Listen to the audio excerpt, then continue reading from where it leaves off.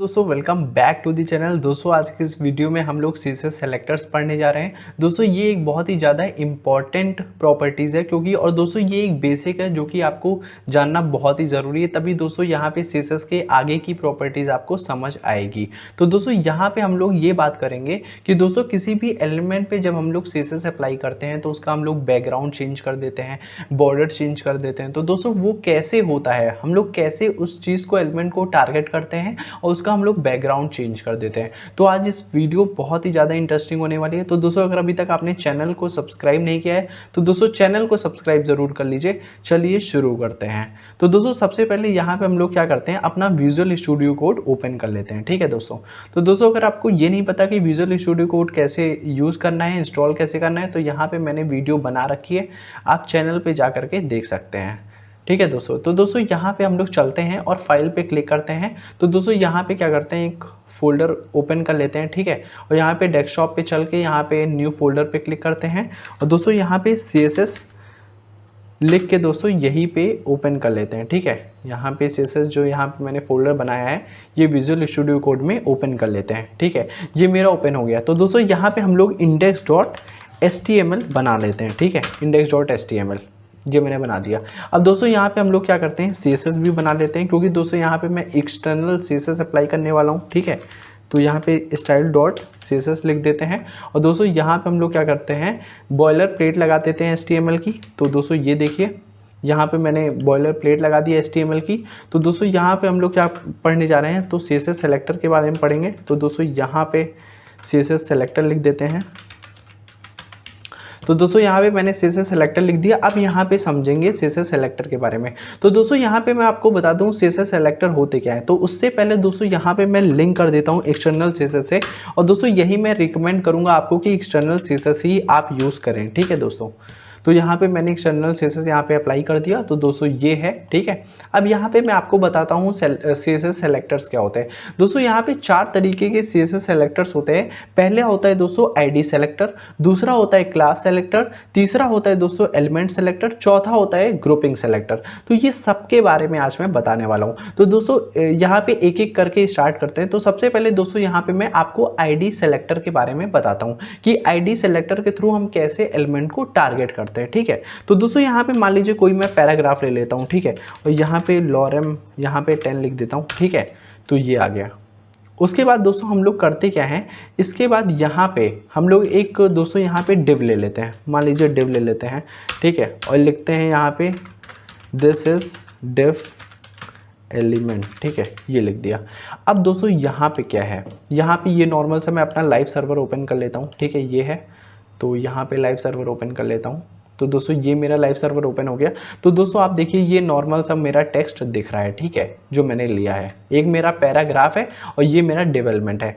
अब दोस्तों यहाँ पे मुझे अगर इस एलिमेंट को, ये जो आप पैराग्राफ देख रहे हैं, इसको टारगेट करना है तो मैं ID के थ्रू कैसे टारगेट कर सकता हूँ। ठीक है। अब वो देखिए दोस्तों, आपको अगर ID के थ्रू टारगेट करना है इस पैराग्राफ को, और इस पैराग्राफ को आपका जो बैकग्राउंड कलर है इसको आपको रेड करना है मान लीजिए, तो आप कैसे करेंगे दोस्तों, यहाँ पे आपको ID लिखना है और जैसे ही आप ID लिखेंगे तो दोस्तों यहाँ पे आपको क्लिक कर देना है। ठीक है। तो दोस्तों इसके अंदर जो आप लिखेंगे, जैसे कि दोस्तों यहाँ पे पैरा है ना, तो यहाँ पे आप ID का कोई भी नाम दे सकते हैं। ठीक है। जैसे कि मैंने ID का नाम पैरा दे दिया। ठीक है। अब दोस्तों इस पैरा को टारगेट करूंगा। ठीक है। अब यहाँ पे चलते हैं style.css में, मैंने एक्सटर्नल CSS अप्लाई किया है। अब दोस्तों यहाँ पे ID को टारगेट कैसे करते हैं, अब इस एलिमेंट को, ये जो पैराग्राफ देख रहे हैं, इसको रेड कैसे करेंगे बैकग्राउंड कलर। तो अब चलते हैं। अब ID मैंने पैरा लिख दिया। अब यहाँ पे दोस्तों हम लोग क्या करेंगे, यहाँ पे हैज लिखेंगे, फिर दोस्तों यहाँ पे ID का नाम लिखेंगे जो मैंने लिखा है पैरा, जैसे पैरा लिखा है। ठीक है। अब इसका क्या करेंगे, जो बैकग्राउंड कलर है। ठीक है। बैकग्राउंड कलर दोस्तों यहाँ पे मैंने आपको बोला था रेड करने के लिए, रेड कर दिया। अब दोस्तों क्या हुआ, जो मेरा जो पैराग्राफ था, ठीक है, ये जो आप देख रहे थे पैराग्राफ था दोस्तों, इसका जो बैकग्राउंड कलर है वो रेड हो चुका है। और दोस्तों यहाँ पे मैं ID के थ्रू यहाँ पे एलिमेंट को टारगेट कर लिया। ठीक है दोस्तों। तो यहाँ पे मैंने ID के थ्रू एलिमेंट को टारगेट कर लिया। अब दोस्तों इसी तरीके से मैंने आपको बताया जैसे div एलिमेंट है, तो दोस्तों यहाँ पे ID इक्वल टू यहाँ पे लिखते हैं दोस्तों div 1, मान लीजिए div 1 मैंने नाम रख दिया आईडी का। अब यहाँ पे दोस्तों यहाँ पे चलते हैं और यहाँ पे हैज़ लिखते हैं, div 1 लिखेंगे। उसके बाद दोस्तों यहाँ पे जो बैकग्राउंड कलर है, इसका बैकग्राउंड कलर दोस्तों यहाँ पे ये एक्वा कर लेता हूँ, ठीक है। अब देखिए दोस्तों, ये देखिए दोस्तों, ये वाला जो कलर हुआ बैकग्राउंड कलर, ये भी चेंज हो गया। तो दोस्तों आईडी के थ्रू मैं एलिमेंट को टारगेट कर सकता हूँ, और जो दोस्तों आईडी होती है वो हर एलिमेंट के लिए यूनिक होती है। मतलब हम लोग यहाँ पे दो एलिमेंट की सेम आईडी नहीं लिख सकते कि दोस्तों यहाँ पे जैसे मैंने आपको बताया है, यहाँ पे आईडी मैंने पैरा लिखा है, तो दोस्तों यहाँ पे आईडी जो है पैरा नहीं लिख सकते। एक एलिमेंट की एक यूनिक आईडी होती है और उसी से उस एलिमेंट को टारगेट करते हैं, ठीक है। तो ये पैराग्राफ को जैसे कि मैंने आईडी लिया और यहाँ पे आईडी को टारगेट किया और उसका बैकग्राउंड कलर चेंज कर दिया, ठीक है। तो इस तरीके से दोस्तों आई होप आपको पता चला होगा कि आईडी के थ्रू हम कैसे एलिमेंट को टारगेट करते हैं।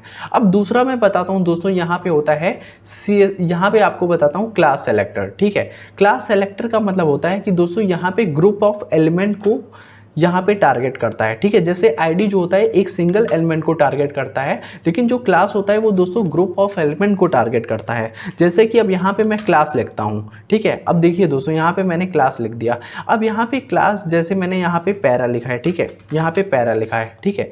अब दोस्तों मैं ये चाहता हूँ, अभी मैं आपको बताता हूँ, पहले इसको मैं हटा देता हूँ। अब देखिए दोस्तों, यहाँ पे मेरा क्वेश्चन क्या है, इसको भी जो है दोस्तों यहाँ पे कमेंट कर देता हूँ, ठीक है। अब दोस्तों मैं चाहता हूँ ये जो आपको नॉर्मल टेक्स्ट दिख रहा है दोस्तों, यहाँ पे मैं ये चाहता हूँ कि इसका जो है दोस्तों यहाँ पे जो पैराग्राफ लिखा है और ये जो div लिखा है, दोनों का जो कलर है दोस्तों, ये मैं चाहता हूँ इन दोनों का जो कलर हो वो दोस्तों रेड हो जाए, ठीक है। इन दोनों का कलर मैं चाहता हूँ कि रेड हो जाए।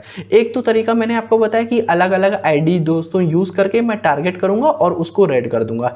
एक तरीका और है दोस्तों जिससे आप इन दोनों कलर को जो है यहाँ पे बैकग्राउंड कलर रेड कर सकते हैं, ये एक पैराग्राफ को और ये div एलिमेंट को, ठीक है। इन दोनों को एक साथ टारगेट कैसे कर सकते हैं। अब दोस्तों यहाँ पे देखिए, यहाँ पे क्या होता है क्लास, यहाँ पे मैंने लिख दिया क्लास, ठीक है। क्लास मान लीजिए पैरा लिख देता हूँ, ठीक है। और यहाँ पे div मैंने क्या लिख दिया, यहाँ पे जो क्लास है इनका क्लास का नाम भी जो है मैंने पैरा दे दिया। दोस्तों यहाँ पे ग्रुप ऑफ एलिमेंट को एक साथ टारगेट कर रहे हैं, यहाँ पे div एलिमेंट को भी टारगेट कर रहे हैं और पैराग्राफ। मैं चाहता हूँ इन दोनों का कलर जो है रेड हो जाए, ठीक है। अब दोस्तों यहाँ पे क्लास को अगर आपको टारगेट करना है वो कैसे करेंगे, आपको डॉट लिखना पड़ेगा, फिर वो क्लास का नाम जो है पैरा लिख दिया। अब यहाँ पे एलिमेंट को टारगेट कर लिया पैरा से, ठीक है। यहाँ पे क्लास है। अब इनका जो बैकग्राउंड कलर है वो दोस्तों यहाँ पे आप रेड लिख दीजिए, ठीक है। अब इन दोनों का जो कलर होगा, मतलब ये जो यहाँ पे पैराग्राफ का और ये जो div एलिमेंट का, इन दोनों का कलर जो है दोस्तों यहाँ पे रेड हो जाएगा, आप देख लीजिए। तो दोस्तों यहाँ पे ये देखिए, इन दोनों का जो कलर है वो यहाँ पे चेंज होकर के रेड हो गया। तो दोस्तों ये होता है क्लास सेलेक्टर। तो दोस्तों यहाँ पे मैंने आईडी सेलेक्टर आपको बताया, यहाँ पे क्लास सेलेक्टर बताया। अब दोस्तों चलते हैं एलिमेंट सेलेक्टर के बारे में कि एलिमेंट के थ्रू हम कैसे टारगेट कर सकते हैं। अब यहाँ पे ये हटा देता हूँ, ठीक है, और यहाँ पे दोस्तों इसको भी हटा देता हूँ मैं। अब दोस्तों यहाँ पे एलिमेंट के थ्रू कैसे मैं सेलेक्ट कर सकता हूँ, जैसे ये पैराग्राफ है, ठीक है दोस्तों, ये आप देख रहे हैं पैराग्राफ है। उसके बाद दोस्तों यहाँ पे क्या करते हैं, मैं एक और पैराग्राफ ले लेता हूँ, ठीक है, और यहाँ पे भी दोस्तों यहाँ पे लिख देता हूँ दिस इज पैराग्राफ, ठीक है। तो दोस्तों ये लिख दिया, यहाँ पे मैं दिस इज पैराग्राफ, ठीक है, यहाँ पे ठीक है लिख दिया है। अब दोस्तों यहाँ पे ये देखिए, अब यहाँ पे आपको बताने जा रहा हूँ एलिमेंट सेलेक्टर के बारे में कि एलिमेंट के थ्रू कैसे सेलेक्ट करते हैं। अभी दोस्तों यहाँ तक अभी मैंने आपको बताया कि क्लास और आईडी के थ्रू कैसे सेलेक्ट करते हैं। तो दोस्तों यहाँ पे ये दोस्तों जो होता है ये हमारा होता है क्लास, ठीक है, ये हमारा होता है क्लास। इसको यहाँ पे मैं कमेंट कर दिया। और दोस्तों यहाँ पे चलते हैं, इस यहाँ पे क्या है, ये आईडी है, ठीक है। अब इसको जो है ये आईडी के थ्रू मैंने सेलेक्ट किया था, तो ये आईडी हो गया, ये क्लास हो गया। अब दोस्तों जो मैं बताने वाला हूँ वो आपको एलिमेंट सेलेक्टर के बारे में, ठीक है, यहाँ पे एलिमेंट सेलेक्टर के बारे में कि एलिमेंट को कैसे सेलेक्ट करते हैं, ठीक है, ये हो गया एलिमेंट के बारे में। अब दोस्तों एलिमेंट को कैसे सेलेक्ट करते हैं, अब जैसे दोस्तों यहाँ पे मैं बताता हूँ कि ये जो पैराग्राफ है, इस पैराग्राफ को दोस्तों यहाँ पे मुझे क्या करना है, मान लीजिए ब्लू कलर करना है, ठीक है। अब यहाँ पे मुझे ना तो आईडी देनी है ना क्लास देना है, सिंपल सा दोस्तों ये जो एलिमेंट सेलेक्टर है, इस एलिमेंट का जो नाम है वो P है।